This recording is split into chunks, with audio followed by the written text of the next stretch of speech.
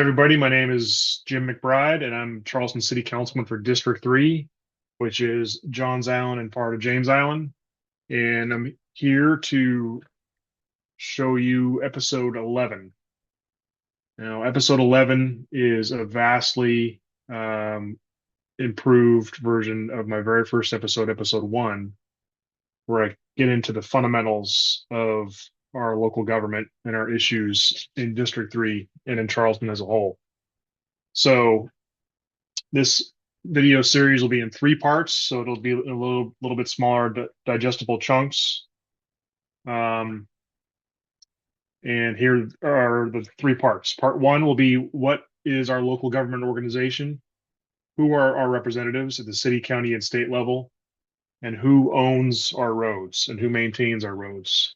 Very important because infrastructure, traffic, flooding are the biggest issues in District 3, Johns Island and James Island.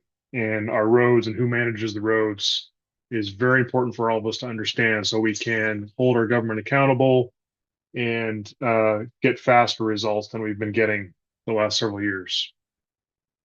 Part 2, why has development and population growth vastly outpaced the infrastructure to support it? A very big question a lot of people have, and that'll be the part 2 after this video. In part 3, how can we better synchronize growth and infrastructure on Johns and James Island? So there'll be links to parts 2 and part 3 in the description of this video. So you can skip right to part 2 and part 3, and from part 2 and part 3, you can skip back to part 1. First, everyone, I want you to know you can go to votejimmcbride.com.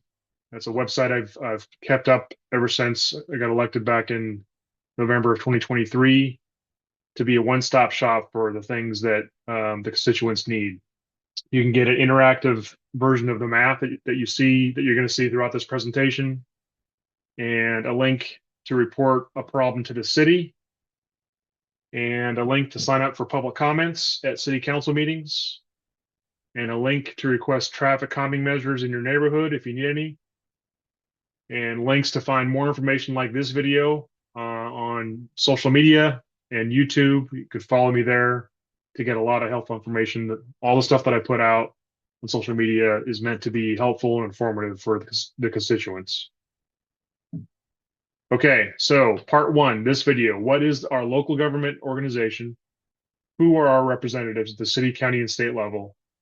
And who owns our roads?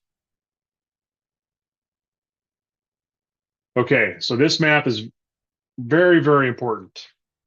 Hopefully you can take a screenshot of this and save this and use this for future reference. Notice the legend on the right-hand side. Okay, I'm going to zoom in on that in a second here so you can see what level of government owns and maintains and is responsible for which roads. So in particular, City of Charleston roads are going to be in green, and state roads are going to be in red. That's almost exclusively what you're going to see. You'll see a small amount of county roads and private roads, but primarily the map will be dominated by green roads, and the most important roads are the red roads, the state roads, because those are the roads that we have all of our major traffic problems and flooding problems for the most part on the red roads. So take a look at that.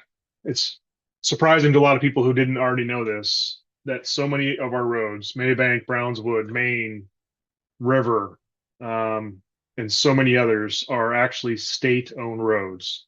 They're not managed by the city. They're not maintained by the city. They're mostly maintained for small things by the county when it's inside a municipality like this, and I'll get into that in a minute.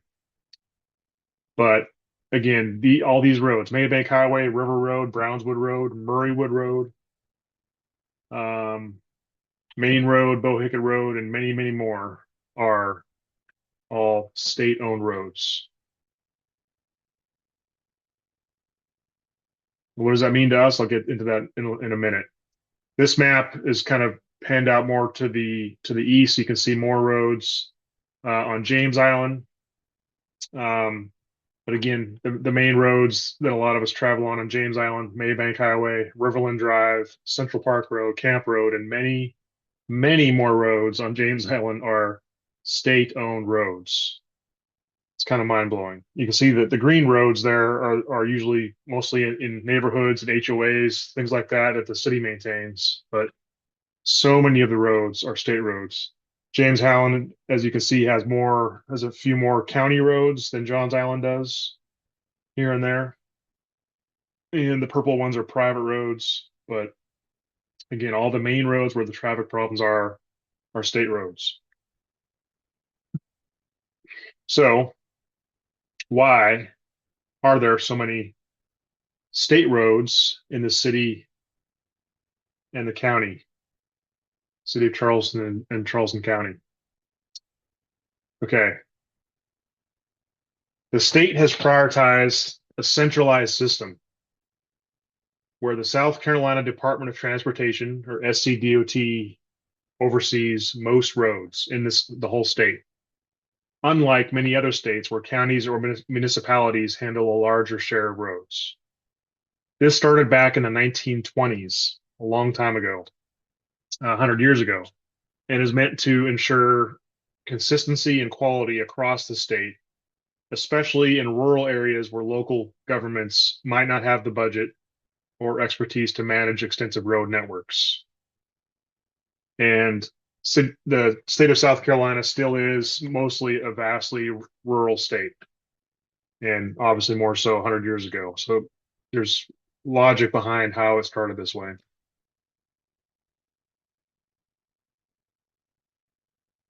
South Carolina maintains over 41,000 miles of roads, which is the fourth largest per capita state maintained system in the whole United States.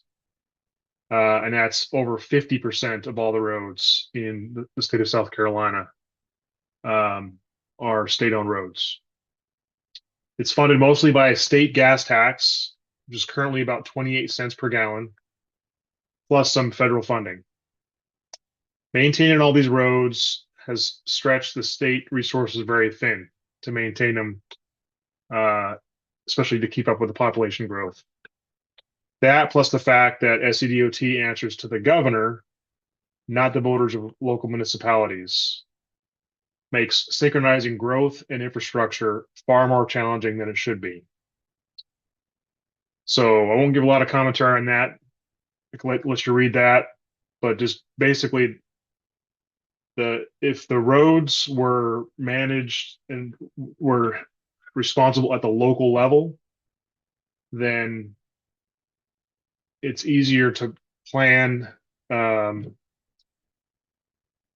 city growth, county growth, and the voters could hold accountable the representatives when infrastructure isn't being caught up with other local municipal planning.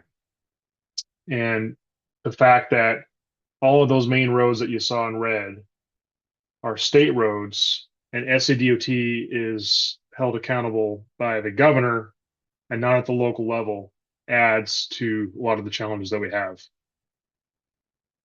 So what role does Charleston County have in improving SCDOT state roads? So for example, we've had these transportation sales tax referendums, one in 2004, one in 2016, and they tried one in 2024 and that failed. And they might try one again in 2026. So that's the Charleston County sales tax referendums. So why are they involved with trying to improve? And most of those projects on the list that they were trying to get passed for 2024 were state roads. Okay, so South Carolina has a very unique system involving county transportation committees, or CTCs. These committees are appointed by the state legislature, not appointed by the county council or elected by county voters. Again, appointed by the state legislature. They have some control over local transportation funds, particularly the C Fund program. The C Fund comes from a portion of the state gas tax, which is about 2.66 cents per gallon, that is redistributed to counties for transportation projects. Counties can use these funds for things like paving, resurfacing, or small improvements on state maintained roads. The CTCs coordinate with South Carolina Department of Transportation. Their role is to supplement state efforts to address local priorities. For example, if a local state road needs resurfacing and it isn't high on SCDOT's priority list, a county could use C funds to help get it done faster. But ultimately, the state still owns the road and oversees the work to ensure it meets SCDOT standards. Okay, so basically, because the gas tax and other sources of revenue for SCDOT to maintain all the roads in the state, they haven't had enough essentially to maintain and improve and widen the roads in our area to keep up with the population. So Charleston County, since way back in 2004, has implemented trying to pass referendums, sales tax referendums to help fund the roads faster. That's separate from the CTCs. It's just another tool with the CTCs, Charleston County trying to raise money faster to help get our roads improved faster. And it still hasn't been keeping up with our population growth. So I just covered for this part one, this video, who owns our roads. I did it in reverse order. Now I'm going to cover, now that you know what level of government owns which roads, what is our local government organization and who are our representatives at the city, county, and state level. Okay, a quick orientation. For those of you not familiar, this is the Charleston area. Here's downtown Charleston, the peninsula. Here's Mount Pleasant, which is a different town. It's not part of the city of Charleston. Daniel Island is part of the city of Charleston right there. North Charleston is its own city, separate from the city of Charleston. You have the West Ashley area. You have James Island right there. Folly Beach, not part of city of Charleston. And of course, Johns Island's right here. There's Wadmalaw, Kiowa, Seabrook. Okay, so next map is going to show you where the city boundaries fall in this area. Right there. So those are the 12 districts in the city of Charleston. Again, District 1 is way up in Daniel Island. Let me go to the next slide here. So these are your district representatives for each of the districts, 1 through 12. 12 districts, each roughly the same population, but obviously different size of geography and land. District 1 is the largest by far. And there's all your districts. And we are Johns Island and James Island. This is District 3. The next map's going to zoom in and show you that portion right there. Okay, so that's a Stono River. Here's Johns Island to the southwest, west-southwest, and then James Island to the east. And so District 3 covers that part of Johns Island. And in the city portion is what's called incorporated. And the county, Charleston County, overlaps the incorporated city portions. But if it's not incorporated in the city, then it's called unincorporated. So all the white areas, the non-colored areas, are unincorporated county. And the colored areas are still Charleston County, but they're incorporated in the city. So here's your Charleston city representatives and the districts adjacent to City District 3. That's me. Obviously, go to the city website to see my profile. And of course, you can go to votejimmcbride.com to see a lot more. Okay, Carl Brady, District 5. He's the portion of West Ashley that borders District 3. And it's kind of weird. Part of District 3 is over here in this neighborhood, just before you cross the bridge on Main Road. In his district, Carl Brady's district picks up right after that, and then borders over here and it goes up into West Ashley up in here. Rafael, District 11, James Island. Borders part of Stone River also. This is Maybank Highway here. And right where Riverland Drive is kind of where his district picks up. And also bordered by Central Park Road and Camp Road is more for District 12, but Central Park Road and Folly Road right here is kind of the boundary where his district picks up from District 3. And then District 12, Councilwoman Carolyn Parker in green. Camp Road is kind of a dividing line, and it goes right through the James Island County Park, and again bordered by Stone River, and she borders Councilman Rossapel's and my districts to the south. So remember those green roads? So that's, the city, we're your representatives for the city who manages all those green roads that we saw. And again, there's a lot of green roads. As you can see, they're all mostly in neighborhoods and HOA areas. Okay, so Charleston County representatives that districts that overlap City District 3. Okay, so now the brown boundaries are the county boundaries overlapping on top of the city, the colors for the city districts. So District 8 is Joe Boykin. And again, county, his district is incorporated and unincorporated area from this brown boundary all the way west southwest on Johns Island. And he also comes over into part of James Island, overlapping some of my area here, and then some of Councilwoman Parker's area to the south. So that's District 8, Joe Boykin. And then District 9 is County Councilwoman Jenny Honeycutt. She's mostly James Island, but she has a big chunk of Johns Island here, Headquarters Plantation area. And a lot of James Island, and her district kind of curves around down to the Sea Islands, south of Johns. And those are the websites. You can see their profiles and find out how to contact them. Okay, South Carolina State House Representative District that overlaps City District 3. That's these green boundaries overlapping the city boundaries. What's interesting is we have 3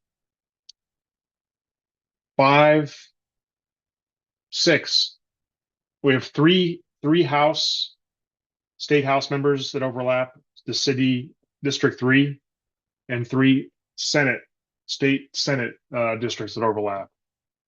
And that's partly why I'm bringing this up, is because we have a lot of representatives at the state house and state Senate that represent Johns Island, portions of Johns Island.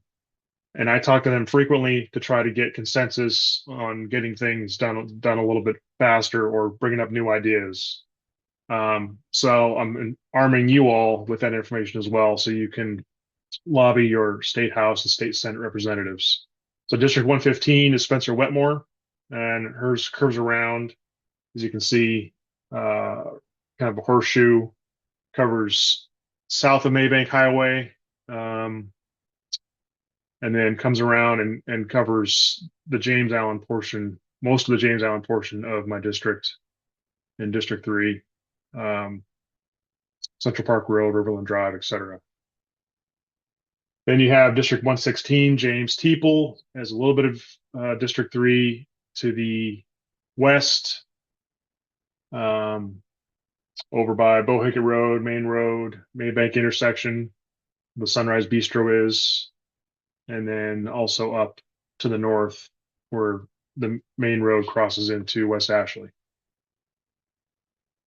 And then Leon Stavronakis, representative, District 119. He has north of Maybank Highway, and all the way down to the Johns Island Airport and over into West Ashley and James Island. Okay, South Carolina State Senate representatives.